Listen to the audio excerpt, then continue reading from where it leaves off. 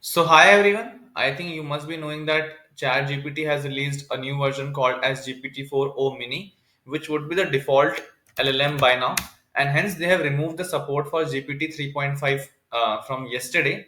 So as you can see that GPT 3.5 is no longer available. GPT-4o mini is the default one, and GPT-4o is the paid one.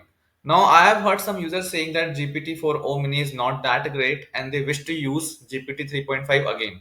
So how to use GPT 3.5 Turbo again? So I'll be telling you a simple hack. You just need to use a different UI. Go to H2O GPT.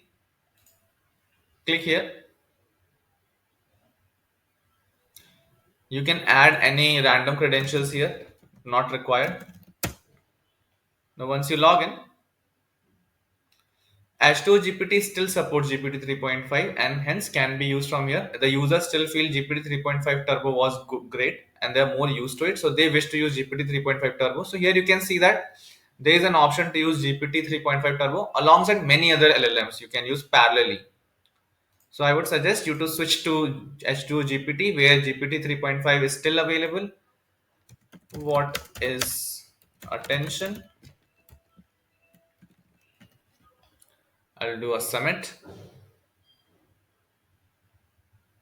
And here you can see that you're getting a response from GPT 3.5 Turbo, your beloved LLM, alongside many other LLMs. So this is how you can still use GPT 3.5 Turbo even if it is not available on ChatGPT. Thank you.